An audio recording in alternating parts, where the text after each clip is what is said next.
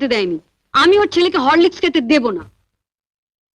এই পানের বাটাটা টেবিলের উপর রেখে খাটের নিচে একটা প্লাস্টিকের ঝুড়ি আছে, বের কর তো।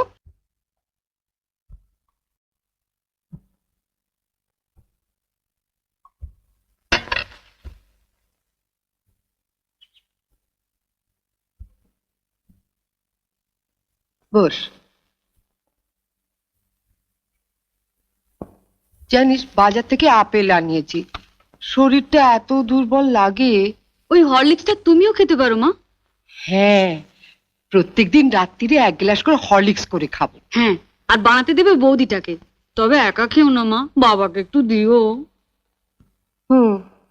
বিয়ের পর তো বাবাকে কিছু খাওয়ালি না, তা এতই যখন খাওয়াবার শখ তখন বাজার থেকে একটু বিষ এনে দে। অসুস্থ নাতিটার মুখ থেকে কেড়ে নিয়ে আসা হরলিক্সটা তোর মাই খা। ঠিক আছে, তোমাকে আর খেতে হবে না। দেখ তো মিষ্টি কিনা।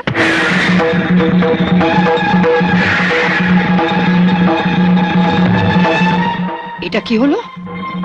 আপনি তো একটু আগে বড়দির ঘরে বলে এলেন মা, যার স্বামী যেমন রোজগার করবে তার ঘরে তেমন খাওয়া দাওয়া হবে। আপনার স্বামী তো মাত্র 150 টাকা পেনশন পায় মা।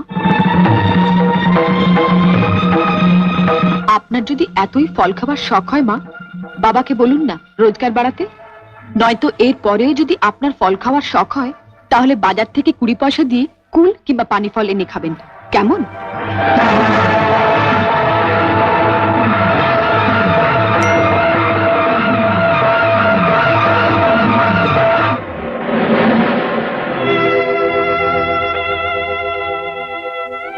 অপ্রিয় সত্য কথা বললাম বলে আমাকে ক্ষমা করবেন বাবা।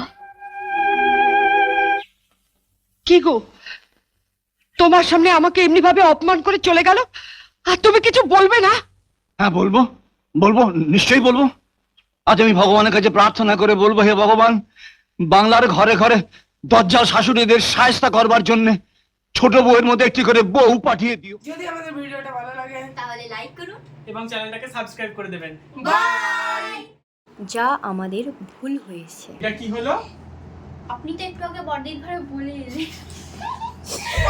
আমার কাছে প্রার্থনা করে বলবো, হে ভগবান, তুমি বাংলার ঘরে তো